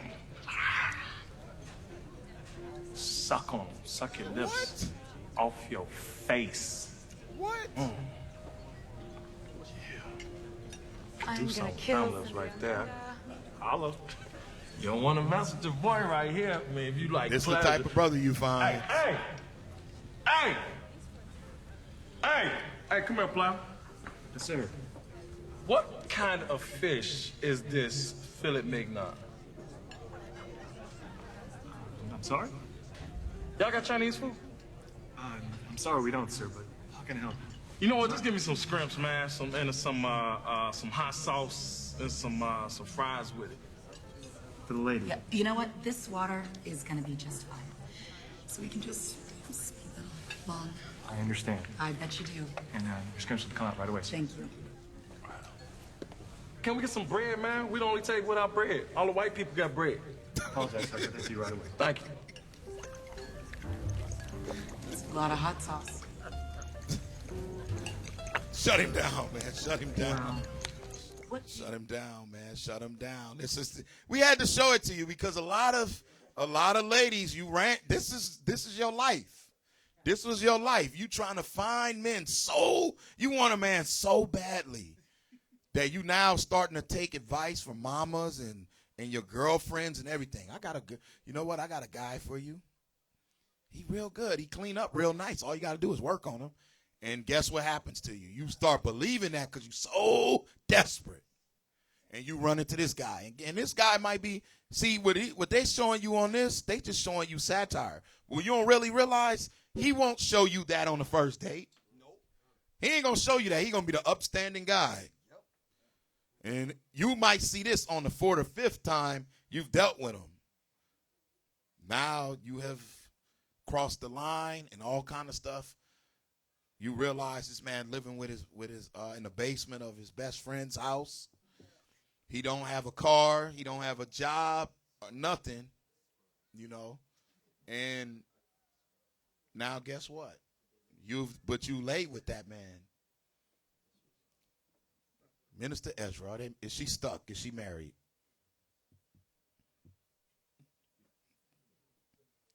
She was hoping to make him a boyfriend and everything.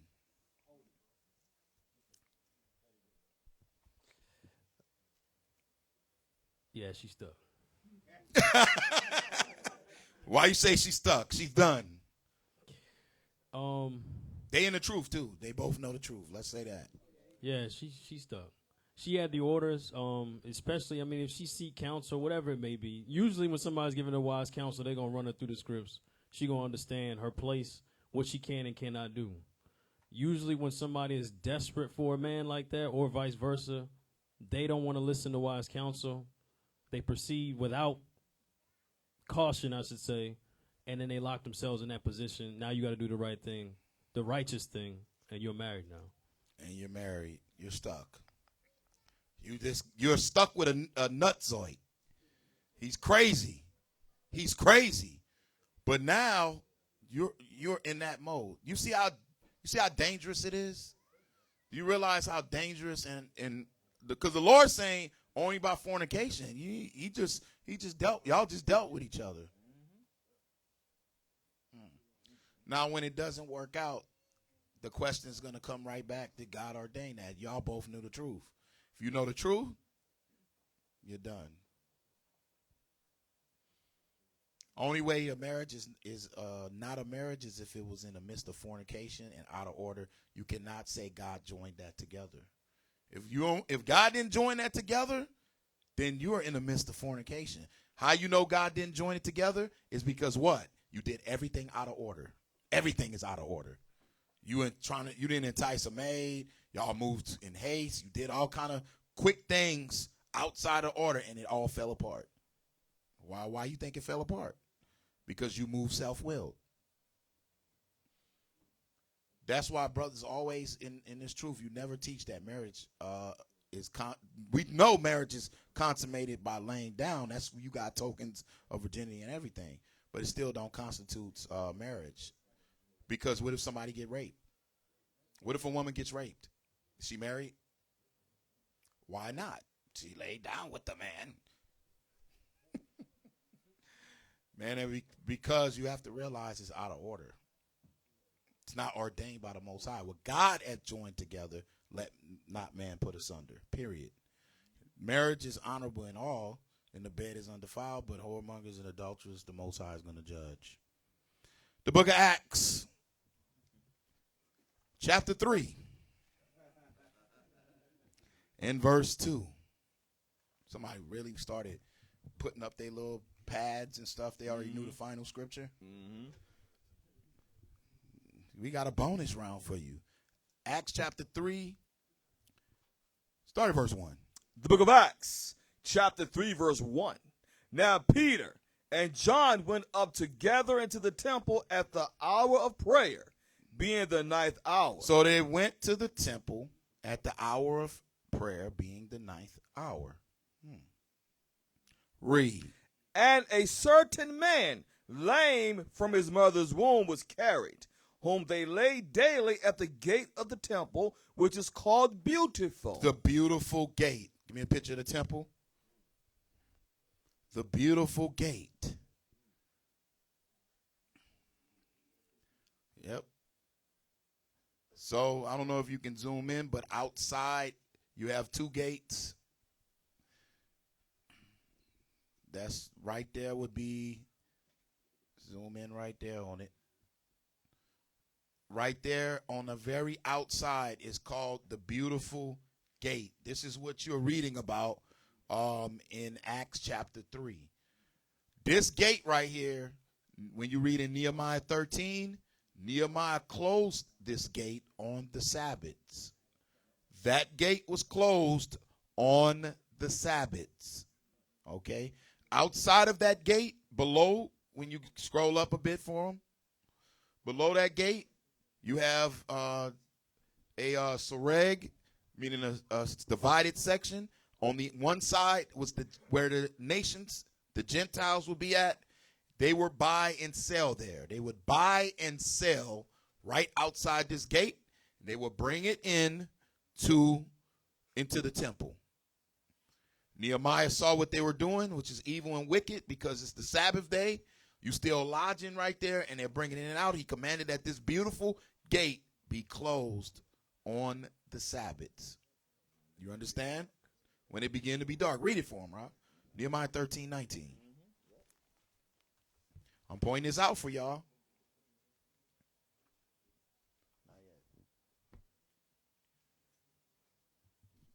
Pay attention, y'all. Nehemiah chapter 13 and verse 19.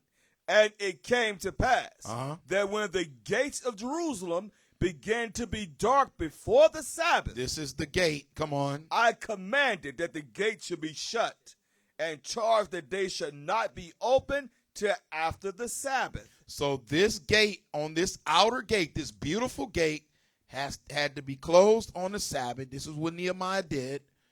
Because, read on. And some of my servants said I at the gates, that there should no burden be brought in on the Sabbath day. Said no burden should be brought in on the Sabbath day into the temple. Come on.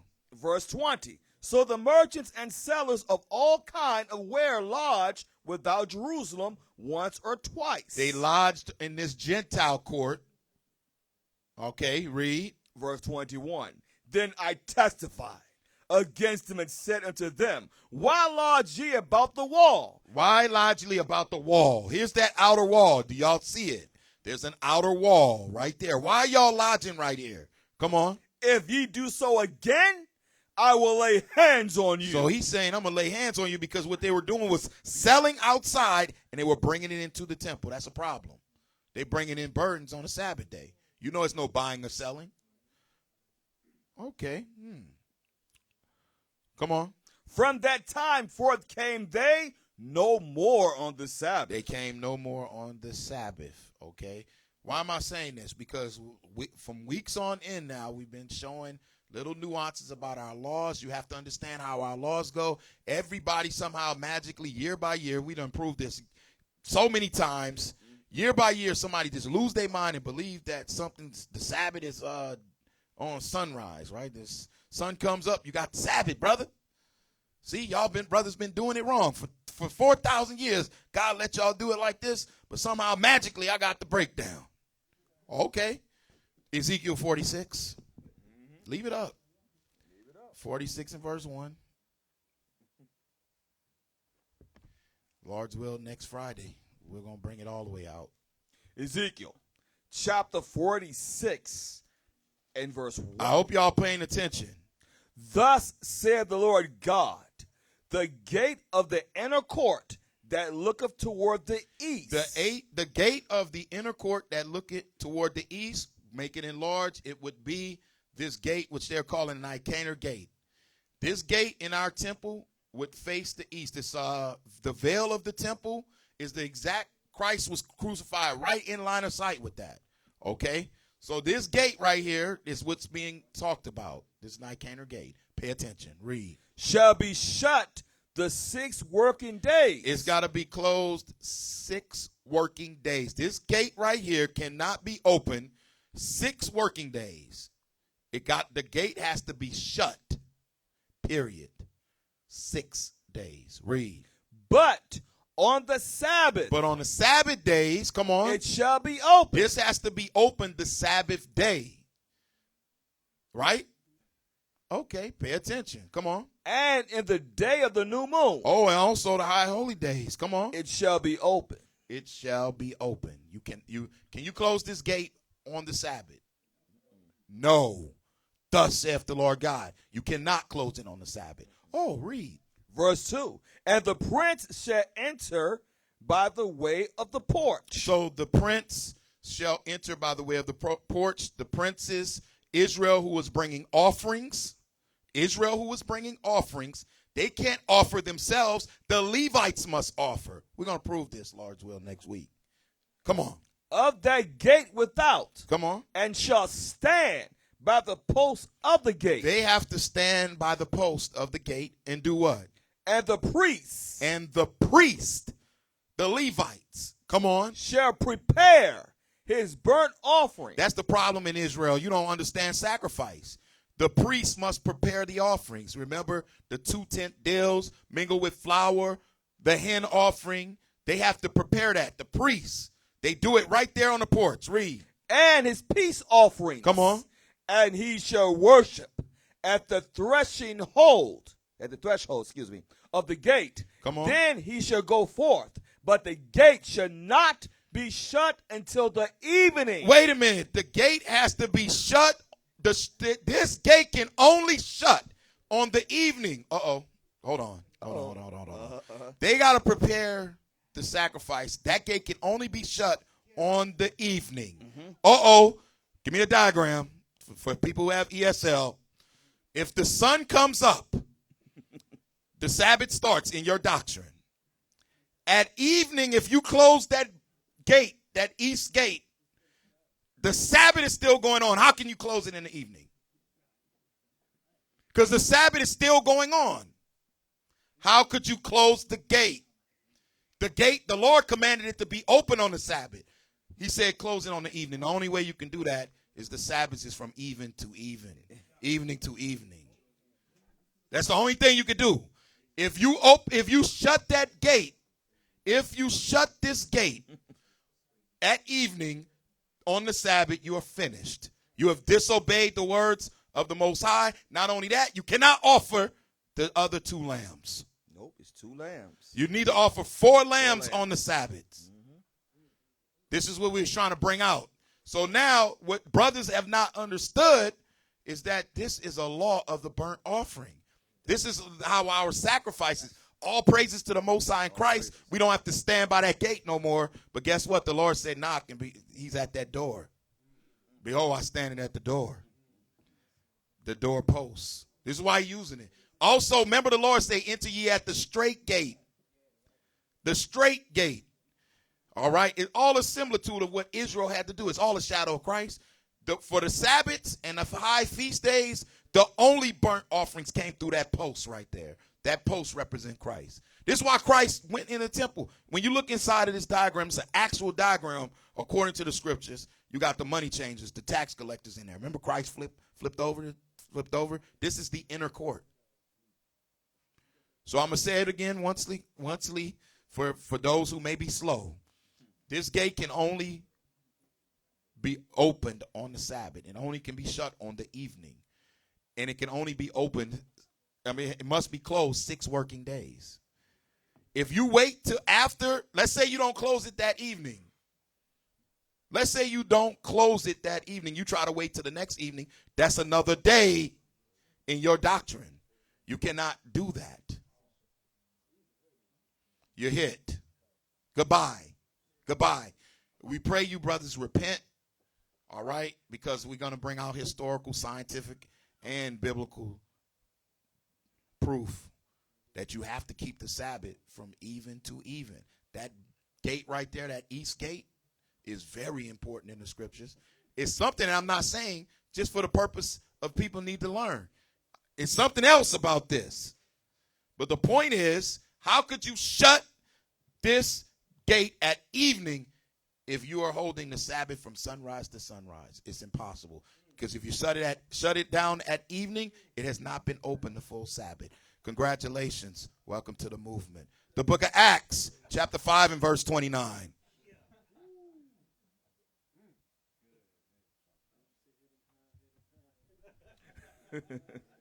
The book of Acts, chapter 5, verse 29. Then Peter and the other apostles answered and said, we ought to obey God. We're going to follow the Most High in Christ rather than man any day. All right, you brothers and sisters, make sure you are following the scriptures as it is written. As it is written. Stop going with the madness in which is other folks' mind. They have not vetted the scriptures. If you have one contradiction, you're finished. We give all praises to the Most High in Christ for allowing us to go over the scriptures today. You brothers and sisters who are in marriages, you brothers and sisters who've been in marriages, you brothers and sisters who are planning on getting married, guess what? Take it very serious because the Lord is.